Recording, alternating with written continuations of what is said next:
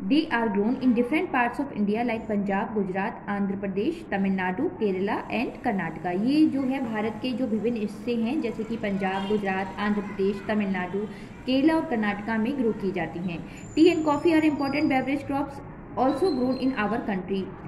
T, चाय और coffee भी एक मुख्य बेवरेज हैं, पेय पदार्थ हैं जो जिनकी क्रॉप्स की जाती है भारत में। Leading producer India is the leading producer of T in the world. India जो भारत है हमारा पूरे संसार में लीडिंग प्रोड्यूसर है चाय का। It is mainly grown in Darjeeling, Assam and the Nilgiri hills in the south. ये इसके जो मुख्य ग्रो की जाती है वो दार्जिलिंग, असम और नीलगिरी हिल्स में जो कि साउथ में है। Coffee is grown in Kerala, Karnataka and Tamil Nadu. Coffee जो है ग्रो की जाती है केरला, कर्नाटका और तमिलनाडु में। Now fibre crops of India, jute and cottons are main. Fibre crops में भारत की जो फाइबर क्रॉप्स हैं वो मेन जूट और कॉटन है। Jute is use to make bags, carpets and many other things. Jute का यूज़ किया जाता है बैग्स बनाने में, कारपेट्स को, कालीन जो बनती हैं उसको बनाने में और अन्य चीज़ें बनाने में भी किया जाता है। It is grown in West Bengal, Bihar, Assam and Orissa. इनको ग्रो किया जाता है वेस्ट बंगाल, बिहार, असम और उड़ीसा में। एंड कॉटन इज़ ग्रोन इन पंजाब, और जो कॉटन है वो ग्रो की जाती है पंजाब, गुजरात, मध्य प्रदेश, महाराष्ट्र, आंध्र प्रदेश और तमिलनाडु में। नाउ स्पाइसेस मीन्स मसाले।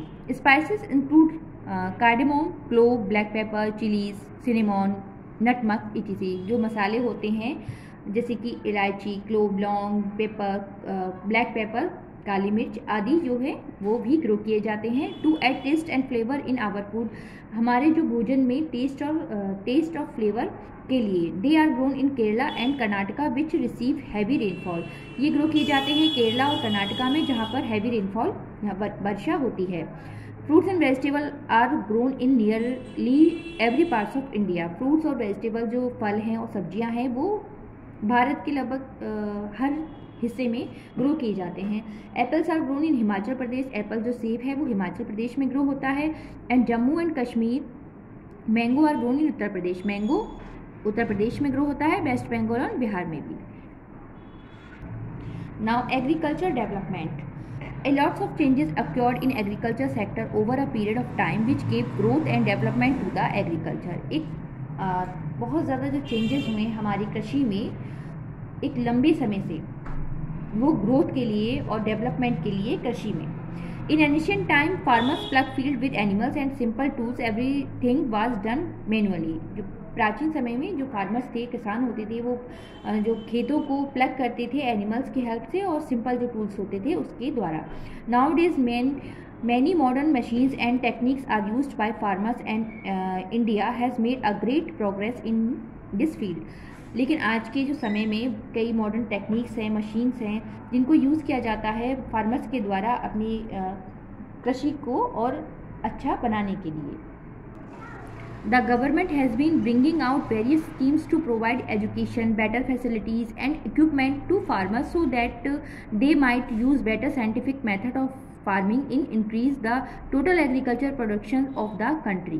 जो भारत सरकार है वो विभिन्न प्रकार की जो स्कीम्स है वो प्रोवाइड करते हैं, जैसे कि एजुकेशन है, बेटर फैसिलिटीज़ हैं, इक्विपमेंट्स है, जो औजार होते हैं कृषि से संबंधित उनको प्रोवाइड किए जाते हैं फार्मर्स को, ताकि वो साइंटिफिक मेथड को अपनाकर अपनी जो एग्रीकल्चर प्रोडक्शन है उसको इंक्रीज़ कर सके, उनको बढ़ा सके देश में। It was about 1970 when all these changes were brought in by a movement which has made India self-sufficient in food production। ये जो चेंजेस थे 1917 में, इससे भारत की जो कृषि से संबंधित चेंजेस थे एक ऐसा क्षण लाया जिससे भारत में self sufficient in food production, वो फूड प्रोडक्शन में बहुत ही ज़्यादा हेल्पफुल रहा। This movement is known as the green revolution of हरित क्रांति। इस प्रकार की जो मूवमेंट है उसको हम ग्रीन रेवोल्यूशन और हरित क्रांति कहते हैं। नाउ लाइव स्टॉक, पशुधन। Agriculture also includes live stock rearing, poultry farming and fishing. Agriculture के ऑल्सो इंक्लूड करता है लाइव स्टॉक, पशुधन, पशुपालन, पोल्ट्री फार्मिंग यानी मुर्गी पालन और फिशिंग मत्स्य पालन, मछलियों को पालना। Animals that are kept on farms for our use, benefits and profits are called livestock. जिन जानवरों को फार्म में केप्ट किया जाता है, मीन्स रखा जाता है अपने बेनिफिट, अपने लाभ के लिए, प्रॉफिट के लिए, इसको हम लाइव स्टॉक कहते हैं। Cows and buffaloes are most important for farmers. Cows और बफेलोज, जो गाय और बफेलो मीन्स भैंसें जो होती हैं, वो बहुत ही इंपॉर्टेंट होती हैं फार्मर्स के लिए। आर टुगेदर कॉल्ड कैटल, इनको कैटल कहा जाता है। Cattle gives us milk from which milk products like curd, cheese, creams, butter etc are made and make our food complete. इससे जो मिल्क से बनती हैं कई चीज़ें, कर्ड, दही, चीज़, क्रीम, बटर और कई चीज़ें जो हमारे कंप्लीट फूड होता है। Live stock help us in many ways. Live stock हमें पशुधन जो है वो कई तरीकों से हमारे लिए हेल्पफुल होता है। They help the farmers in field like bull and oxen. ये हमें जो फार्मर्स को फील्ड में हेल्प करते हैं, जैसे कि बुल और oxen.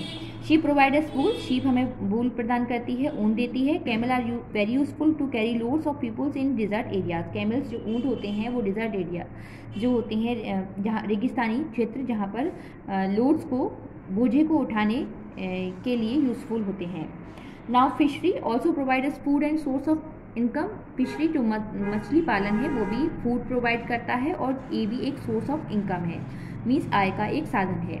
Cultivation of fish for commercial purpose is also being done in artificial pond. Cultivation of fish means मछलियों को पालना फॉर व्यावसायिक यूज़ के लिए आर्टिफिशियल पॉन्ड्स में किया जाता है। This is called